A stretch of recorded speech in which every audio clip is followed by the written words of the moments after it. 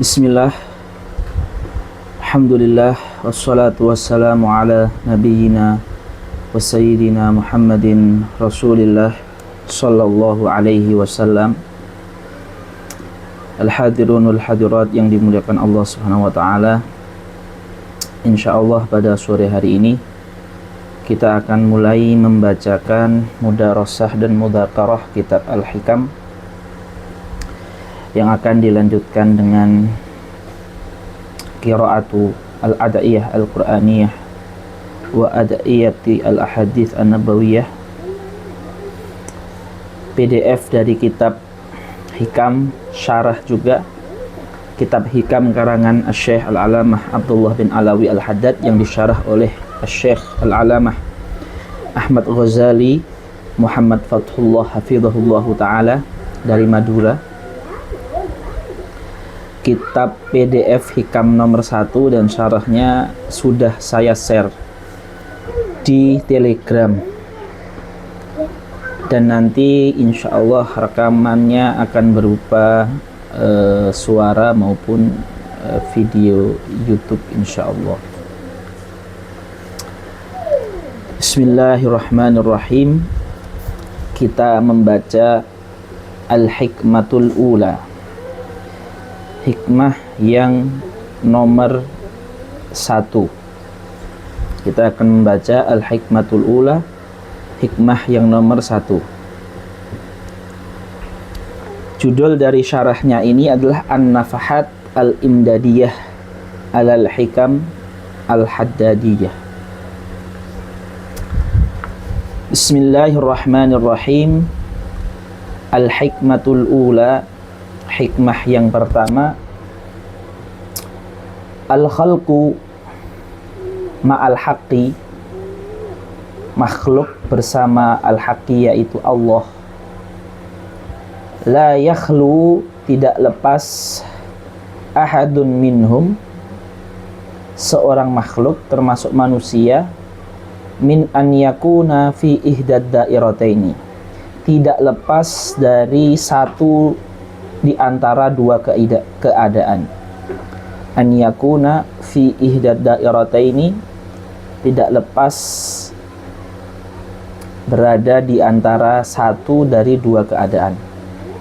Apa itu dua keadaan itu? Yaitu dairatir rahmah au dairatil hikmah, keadaan rahmah dan keadaan hikmah. Saya akan terjemahkan singkat, kemudian saya akan membaca syarahnya juga bersama panjenengan semua. Jadi manusia itu kalau nggak di keadaan rahmah, ada di keadaan hikmah. Faman kana al-yawma fi dairatir rahmah, barang siapa yang hari ini berada di keadaan rahmah, kana ghadan fi dairatil fadli, maka di akhirat nanti akan berada di keadaan al-fadli, yang dimuliakan. Jadi kalau pas di dunia itu dia keadaannya rahmah, maka pas di akhirat keadaannya dimuliakan. Wa man kana al-yawma fi dairatil hikmah, barang siapa yang sekarang di dunia, al-yawma itu di dunia ini, fi dairatil hikmah, di dairatil hikmah, di keadaan hikmah, kana ghadan fi dairatil adli, besok pas di akhirat dia akan berada di keadaan yang diadili. Jadi kalau pas di dunia itu, kalau kita pas di dunia itu di keadaan rahmah, maka di akhirat dimuliakan. Kalau pas di dunia itu di keadaan diadili, di keadaan hikmah, maka di akhirat nanti kita dalam keadaan diadili. Berarti di sini ada istilah yang mungkin perlu kita pahami bersama, yaitu keadaan rahmat dan keadaan hikmah.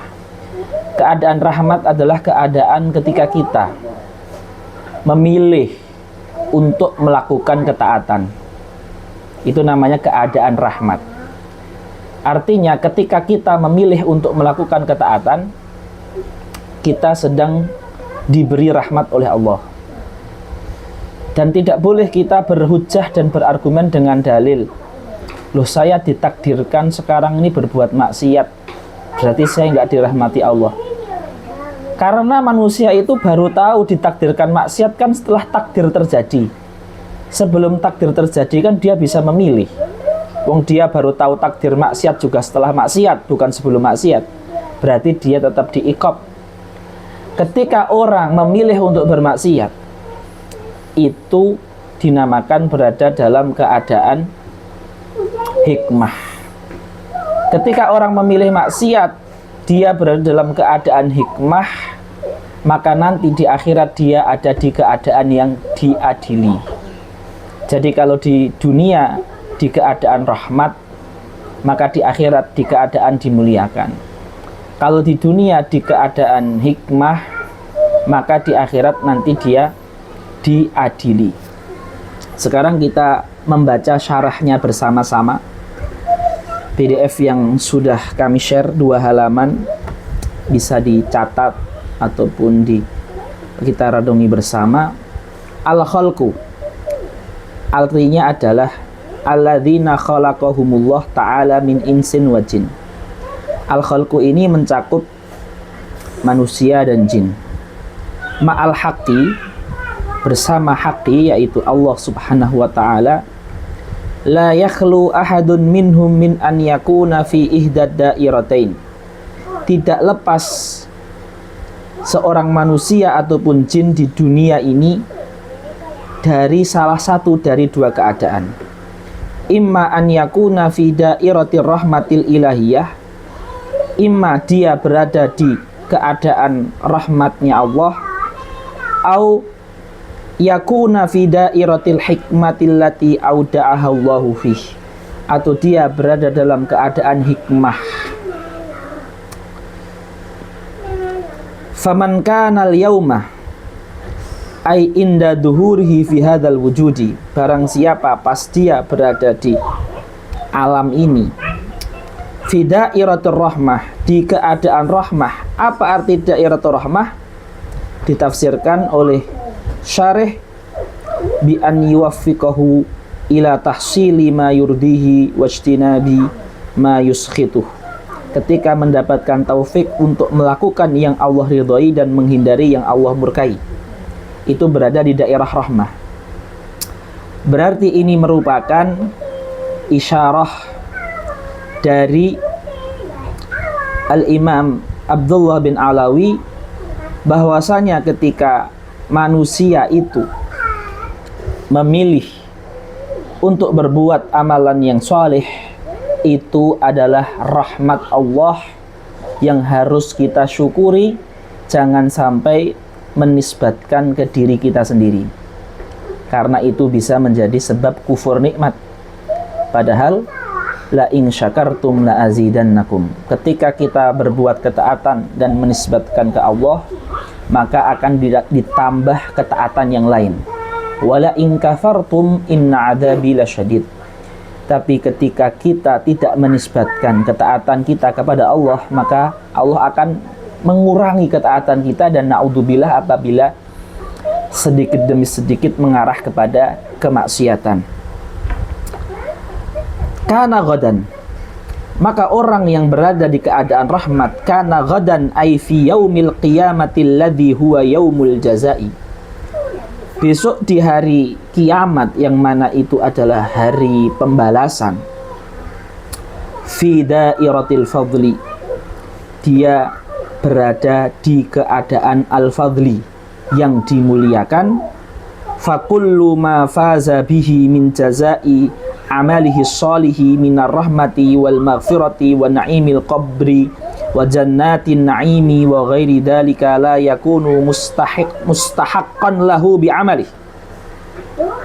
Al-fadli itu artinya kemuliaan yang murni dari Allah, bukan karena amalan kita.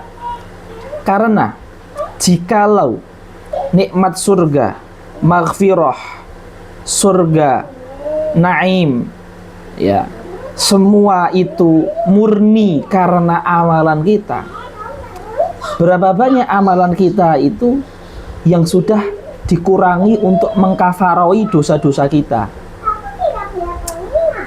Ya. Jadi amalan kita itu bisa jadi sudah habis untuk mengkafaroi dosa-dosa kita, atau bahkan kurang, bisa jadi. Na'udzubillah min dzalik. Maka dari itu, ya, di sini dikatakan la yakunu mustahaqqan lahu bi'amalih. Amal itu adalah salah satu bentuk rahmat Allah, tetapi pada akhirnya yang memberikan stempel ketika orang ingin masuk surga yaitu Allah sendiri. Misalkan nih, analoginya ya, kita sudah bayar tiket untuk masuk sebuah pertunjukan atau masuk sebuah tempat wisata, ya kan. Walaupun sudah membeli tiket, nanti kan masih dicek lagi, di stempel. Nah, stempel itu hak prerogatifnya Allah Subhanahu wa Ta'ala yang menstempel. Bisa jadi orang udah ada tiket tapi tidak bisa masuk karena direkturnya tempat tersebut nggak ngasih stempel. Seperti itu. Ya, bukan berarti amal tidak penting loh ya. Dan nanti akan disebutkan di sini. Wa innama huwa bimujarradi fadlihi wa judihi ta'ala. Maka diberikannya kita surga itu karena fadlullah, kemuliaan Allah dan kemurahan Allah, wa judihi, dan kedermawanannya Allah Subhanahu wa Ta'ala. Seperti dalam hadis Sahih Bukhari, kama jaa fil hadithi anna Rasulullah sallallahu alaihi wasallam qala, dalam hadis yang diriwayatkan oleh Imam Al-Bukhari rahimahullahu ta'ala wa radhiyallahu anhu, dalam hadis yang diriwayatkan Imam Bukhari, hadisun sahih,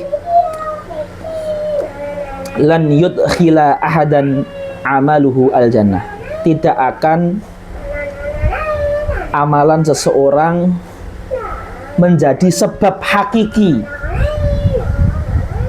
menjadi sebab utama masuknya orang tersebut ke surga. Sahabat bingung, padahal sahabat pada beramal dan mereka sangat rajin beramal. Akhirnya sahabat bertanya, wala anta ya Rasulullah, apakah juga ini berlaku untuk panjenengan wahai Rasulullah? Qala la, iya, juga berlaku bagi saya. Wala ana, juga berlaku bagi saya. Illa an yataghammadani Allah, kecuali Allah menyelimuti saya bifadlin wa rahmah, dengan fadilah, kedermawanan, karunia, kasih sayangnya. Jadi stempel amal-amal kita pada akhirnya itu adalah dari Allah Subhanahu wa Ta'ala. Maka gimana solusinya? Tetap beramal dengan menisbatkan amal itu karena rahmat Allah, bukan karena usaha dan ijtihad kita. Jadi tetap wajib beramal. Kalau nggak beramal, fasik. Secara fikih nggak beramal, fasik. Nggak ikuti syariat, fasik. Kalau mengingkari syariat malah bukan muslim. Jadi tetap beramal dengan keyakinan hati bahwasanya amal itu adalah fadilah yang Allah berikan kepada kita dalam bentuk taufik untuk kita bisa mengamalkan amalan tersebut. Jadi setelah kita beramal atau ketika kita sedang beramal, itu karena rahmat Allah, bukan karena ijtihad kita, diri kita, kecerdasan kita, kesolehan kita, melupakan siapa yang memberikan kita taufik ataupun hidayah. Kemudian hadis tersebut ditutup dengan fasaddidu wa qaribu. Apa artinya saddidu wa qaribu? Rasulullah itu faham bahwasanya kita tidak bisa jadi manusia yang sempurna dan perfect dalam setiap menjalankan perintah dan amalan. Bahkan sefaham-fahamnya kita hadis, sefaham-fahamnya kita dalil, sefaham-fahamnya kita kaifiyatul ibadat wal muamalat, ketika kita mempraktekkan ahadis ataupun ayat ataupun fuqaha fikih, itu mesti tidak sempurna, ada kurangnya. Maka kesempurnaan yang 100% itu tidak menjadi tuntutan bagi mukallaf Dan Rasulullah mengungkapkan ibarat itu dengan saddidu wa qaribu. Sing penting maksimal. Sing penting kita sungguh-sungguh. Soal nanti ya, apa yang kita lakukan gak 100%, itu minal umuri al ma'fuwi anha. Itu adalah perkara-perkara yang dimaafkan. Karena memang kita tidak bisa 100%. Maka Rasulullah cuma mengatakan saddidu wa qaribu. Sing penting usahakan maksimal semampu kalian. Kemudian akhrajahu Al-Bukhari an Abi Hurairah radhiyallahu anhu. Kosakata hadis tadi fasaddidu, saddidu artinya ilzamus shawaba. Yang penting ikuti yang benar. Wa qaribu ay la tublughun nihayah. Gak usah harus memaksakan diri 100%, karena itu hampir mustahil dalam setiap amalan kita bisa 100%. La tablughun nihayah. Jangan kayak memaksa diri yang mana tidak mungkin tercapai gitu kan. Karena itu akan membuat orang frustasi, stres, bahkan mungkin meninggalkan ibadah tadi. Bal qaribu minha, tapi maksimalkan sewajarnya sesuai kemampuan kita. Hadis ini menunjukkan bahwasanya stempel terakhir ketika kita ingin masuk surga itu adalah stempel rahmat dari Allah Subhanahu wa ta'ala. Kemudian ada ayat Al-Quran.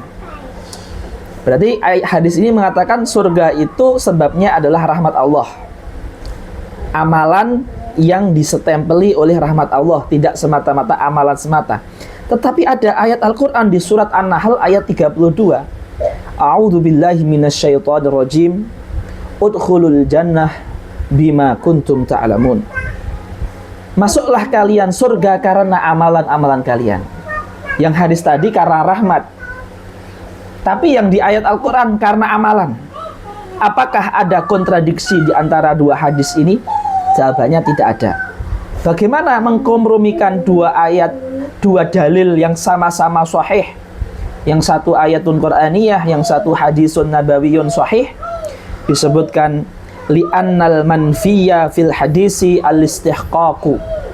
Yang dinafikan dari kalian tidak akan masuk surga karena amalan kalian di hadis tadi adalah keberhakan surga hanya karena amal kita pribadi tanpa ada izin dari Allah. Itu jelas dinafikan karena kita nggak punya surga. Surga bukan milik kita. Maka ketika Rasulullah, Allah SWT melalui Rasulnya mengatakan kalian nggak akan masuk surga karena amalan kalian, ya betul, karena memang surga bukan punya kita.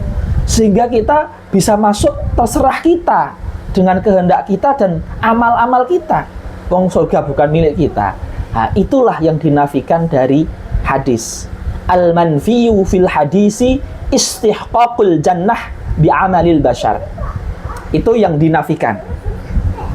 Terus dalam Al-Quran, wan nadharu fil ayati ila dhahiri fa innal amala sababun liduhulil jannati dhahiran. Adapun yang dimaksudkan di dalam ayat Al-Quran bahwasanya masuklah kalian surga wahai orang-orang yang beriman dengan amalan kalian, artinya bahwasanya syariah yang Allah syariatkan melalui Rasulnya untuk mengatur kehidupan manusia, ketika manusia melakukan syariat itu, maka secara dohir, hukum dohir itu adalah sebab yang harus umat manusia atau umat yang beriman mengikhtiarinya untuk nanti mendapatkan stempel. Ya, jadi kita bekerja mengikhtiari untuk beli tiket, karena bisa beli tiket adalah sebab masuknya tempat wisata. Tapi ketika sudah sampai tempat wisata, yang ngasih stempel tiket adalah yang punya tiket itu, entah diwakilkan oleh stafnya atau yang lainnya. Jadi inilah kaifiyatul jam'i baina al-ayatil qur'aniyah wal hadisin nabawi. Al-manfiyu fil hadis istihqaq, wal muthbatu fil ayah annal amal sababun dohir fi duhulil jannah, walaysa sababul istihqaq, tapi sababun dohir. Dengan dua alasan ini, maka tidak adalah sebuah kontradiksi antara ayat Al-Quran ini dan hadis tadi. Tayyib. Wa man kana al-yawma fi dairatil hikmah, barang siapa yang hari ini, yakni di dunia itu fi dairatil hikmah. Dairatul hikmah artinya memilih untuk melakukan yang dimurkai Allah, al-ma'siyah wal kufur. Kenapa dinamakan dairatul hikmah? Bi an yuqaddirahu Allahu li tahsili ma la yurdihi li hikmatin la ya'lamuha illahu. Karena dia memilih berbuat maksiat yang Allah takdirkan, ketahui sejak zaman dahulu bahwasanya dia ingin berbuat maksiat, walaupun dia diberikan sebuah kasab atau ikhtiar, ya, li hikmatin, karena hikmah yang tidak mengetahui hikmah tadi kecuali hanya Allah Subhanahu wa ta'ala saja, ya. Jadi pada akhirnya tidak semua hikmah di dunia ini kita tahu. Pada akhirnya ya, nggak semua hikmah kita tahu. Banyak hikmah-hikmah itu yang baru ketahuan setelah kita dalam hidup ini ya. Kita sebagai seorang pribadi kadang hikmah dari apa yang kita lakukan sekarang itu baru ketahuan 5 tahun lagi. Ya, kita nggak bisa mengatakan ini nggak ada hikmahnya, karena kita belum tentu Allah mengizinkan untuk memperlihatkan hikmahnya kepada kita. Bahkan mungkin kita kadang nggak tahu hikmah sesuatu sampai selamanya gitu kan. Karena memang bukan kewajiban Allah untuk mengabarkan hikmah sesuatu kepada kita. Karena kalau semua hikmah itu dibuka, maka apa faedah taklif? Ya kan? Kalau semua hikmah itu Allah bukakan sehingga setiap orang itu beriman dengan yakin tanpa ada halangan suatu apapun, apa faedahnya ujian hidup ini? Apa faedahnya ikhtibar? Melawan nafsu, muharabatu an-nafsi, wa daf'u syahwati. Itu faedahnya apa kalau hikmah semuanya Allah tampakkan sehingga ya nggak ada hikmahnya? Justru nggak ditampakkan hikmah itu hikmah inti penghambaan kita itu, hikmah nggak ditampakkan seperti itu. Gitu ikhwah ya. Jadi hadirin yang dimuliakan Allah Subhanahu wa taala, ya. Hadirin yang dimuliakan Allah Subhanahu wa taala, barang siapa yang di dunianya, ya, barang siapa yang di dunianya ditakdirkan dan dia memilih untuk berbuat ma'asi, kana ghadan fi dairatil adli, maka besok akan diadili oleh Allah. Dan itu keadilan Allah, bukan kezaliman Allah, karena manusia sudah diberikan pilihan. Wal adlu huwa wad'u syai'i fi mahallihi bila i'tiradin. Adil adalah meletakkan sesuatu di tempatnya tanpa ada yang protes, tanpa ada yang bisa menghalangi. Bi khilafi dzulmi fa innahu wad'u syai'i fi ghairi mahallihi ma'atiradin. Adapun zalim adalah meletakkan sesuatu tidak pada tempatnya dan ada protesan, ada bantahan, ya, dimaidoi, ya, tidak disetujui, ya, oleh yang lain. Fakullu manalahu min durrin wa balaya wa adzabin fa bi adlihi ta'ala. Semua itu baik berupa kesusahan, ujian, azab, itu adalah bentuk keadilan Allah Subhanahu wa taala. Wa laisa dzalika bidzulmin, dan itu bukan kezaliman karena itu miliknya Allah. Wong orang bertasaruf di kepemilikannya masa dinamakan zalim, kecuali orang itu bertasaruf di yang bukan milik dia, yaitu zalim. Kalau wong kita itu miliknya Allah, semua miliknya Allah, kok Allah zalim? Ya tidak zalim, wong miliknya sendiri. Qala ta'ala wa ma rabbuka bidzallamin lil 'abid wa kullu af'alillahi ta'ala jariyatun 'alal hikmah fala yus'alu an fi'lihi wa tadbirihi. Qala ta'ala la yus'alu amma yaf'alu wa hum yus'alun. Semua itu ada hikmahnya. La yus'alu amma yaf'al wa hum yus'alun. Dan bukan hak kita untuk menginterogasi Allah.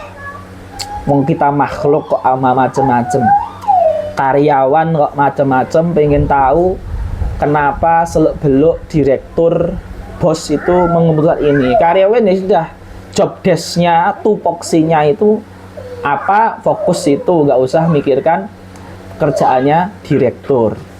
Logika di dunianya kan gitu. Sama. Kita tuh ngapain? Ya, apa namanya? Kepo-kepo di hikmah yang kenapa Allah itu menciptakan ini, menyiksa yang ini. Ya, tupoksi kita itu adalah memakmurkan bumi ini dengan taat, meninggalkan larangan dan mengerjakan perintah. Udah. Makanya ulama mengatakan man khadha fil takdir atau maqadir atau al-qadar junna aukad, yang menyelami rahasia takdir ilah itu dia bisa gila atau hampir gila, karena itu bukan ranah dia gitu loh, itu bukan ranahnya manusia gitu loh. Seperti itu. Qala laqani fil jawharah fa iyuthibna fa bimahdil fadli wa iyu'adzib fa bimahdil adli. Fallahu ta'ala la yada'u rahmatahu illa fi mawdi'iha. Allah tidak meletakkan rahmatnya kecuali di tempatnya. Wala yada'u hikmatahu illa fi mahalliha, dan tidak menaruh hikmahnya kecuali di tempatnya. Faman wafaqahu wa ta'ala lil khairi, kalau orang itu diberi taufik untuk berbuat baik, fala yahmadanna ila iyah, jangan bersyukur kecuali hanya kepada Allah. Wa man ibtuliya bisyarri, barang siapa diuji dengan kesusahan, fala yalumanna illa nafsah, maka jangan dia mencela kecuali dirinya sendiri. Ya, karena nanti kalau mencela Allah Subhanahu wa taala, nanti jatuhnya dia tidak ridha atau suudzon kepada Allah. Padahal syartus sa'adah dan syartu mendapatkan ridha Allah itu adalah irji'i ila rabbiki radiyatan. Kembalilah ke Allah dengan keadaan ridho. Ya, kalau kita tidak ridho dengan takdir Allah dan mewujudkan itu dengan mencela Allah ketika diberi ujian Allah, maka Allah nggak akan ridho dengan kita. Dan itu adalah sebuah azab yang sangat berat sekali ketika kita menjadi hamba yang tidak ridho, bahkan mencela Allah Subhanahu wa taala. Wa an Aliin radhiyallahu anhu qol. Ini hadis, ya, kami bacakan hadis dikeluarkan oleh Imam Muslim dalam sahihnya. Kunna fi janazatin fi baqi'il gharqat, kita berada sedang dalam prosesi pemakaman. Fa'atana Rasulullah sallallahu alaihi wa alihi wasallama faqa'ada wa qa'adna haulahu wa ma'ahu mihdaratun fanakas. Kemudian Rasulullah duduk dan kita duduk melingkar di lubang liang lahat, dan Rasulullah mengambil semacam tongkat atau kayu, fanakasa, kemudian Rasulullah mencoret tongkat tadi ke tanah, seakan menulis di tanah. Tsumma ja'ala yanqutu bi mihdharatihi, dengan tongkat atau kayu tadi Rasulullah menggoreskan ke tanah, ke pasir. Tsumma qala, kemudian Rasulullah sambil seperti itu beliau bersabda, ma minkum min ahadin min nafsin manfusatin illa waqad kataballahu makanaha minal jannati wanar. Semua kalian ini sudah ditulis sama Allah. Allah sudah tahu surganya atau nerakanya masing-masing. Kemudian ada sahabat yang bertanya, logis dong bertanya, afala namkus ala kitabina wa nada'ul amal. Loh, kalau gitu ya sudah, kita serahkan di tulisan takdir tadi, ya kan? Dan kita nggak usah beramal, wong sudah ditentukan surga dan neraka. Kemudian faqala man kana min ahli sa'adah fasayasiru ila amali ahli sa'adah. Kemudian Rasul mengatakan gini, orang yang ditulis ahli surga itu adalah orang yang di dunia mengamalkan amal ahli surga. Ya sudah, kalau kamu mau ninggal amal silakan, berarti kamu kan nggak beramal. Kalau nggak beramal berarti kamu seperti orang ahli neraka. Ya udah, itu akan jadi ahli neraka. Ya. Wa man kana min ahli syaqawah, barang siapa yang ditakdirkan neraka, fasayasiru ila amali syaqawah. Di dunia dia akan beramal dengan amalannya orang ahli neraka. Apa itu amalannya ahli neraka? Yang mengamalkan yang haram atau meninggalkan yang wajib. Jadi Rasulullah mengatakan sudah ditentukan. Terus sahabat, berarti saya meninggalkan amal dong Rasul. Ya jangan gitu, yang ditentukan ahli surga itu ada ciri-cirinya. Jadi yang di dunia itu melakukan yang wajib dan meninggalkan haram, itu ciri-ciri yang ditulis di sana itu sebagai ahli surga. Yang di dunia meninggalkan yang wajib dan menjalankan yang haram, itu ciri-ciri yang ditulis di sana menjadi ahli neraka. Seakan Rasul mengatakan, takdir itu urusan Tuhan. Urusanmu itu mengamalkan. Kamu bisa milih nggak? Kamu pas lapar bisa milih nggak mau makan atau tidak? Bisa toh? Ya udah. Berarti kamu punya ikhtiar. Kamu pas minum, pas haus, bisa milih nggak mau minum atau nggak? Bisa. Kamu pas ujian, bisa milih nggak ngerjakan atau nggak ngerjakan? Bisa, ya kan? Bisa milih. Terus kamu ketika mengatakan, loh saya takdirnya memang nggak ngerjakan ujian. Loh kamu tahu takdirnya nggak ngerjakan ujian kan setelah waktu ujian habis, terus kamu belum jawab. Tapi pas waktu ujian masih ada dan kamu diberi kesempatan memilih, kamu kan bisa memilih sebenarnya. Nah itulah, kadang orang berhujah dengan takdir itu nggak logis, karena baru taunya pun barusan gitu loh. Terus mengatakan, kan saya ditakdirkan. Loh sebelumnya bisa milih, nggak milih. Makanya tetap akan diadili karena bisa milih tadi loh. Kecuali dia nggak punya akal, nggak bisa milih, majnun. Atau dia dipaksa mau dibunuh kalau nggak melakukan, itu namanya mukroh. Atau dia lupa, itu namanya nasi. Lupa ya itu ma'dzur memang, lupa, gila, paksaan itu memang diampuni. Ya, tetapi kalau selain itu ya enggak. Seperti itu. Tsumma qara'a fa amma man a'ta wattaqa saddaqa bil husna fasanuyassiruhu lil yusra wa amma man bakhila wastaghna wa kadzdzaba bil husna fasanuyassiruhu lil usra. Akhrajahu Muslim. Mikhsaratun artinya adalah tongkat. Nakasa artinya adalah menjadikan tongkat itu di atas tanah. Yang kutu artinya adalah menggoreskan di tanah itu. Bil husna, al husna artinya adalah la ilaha illallah. Ya, dikatakan di hadis apa namanya? Shaddaqa bil husna. Meyakini la ilaha illallah. Jadi al-husna tafsirannya salah satunya adalah la ilaha illallah. Fasanuyassiruhu lil yusra. Al-yusra adalah surga, al-jannah. Yusra itu artinya surga, al-jannah.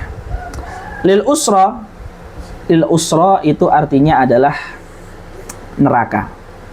Ya, al-usra ini artinya neraka. Alhamdulillahirabbil alamin.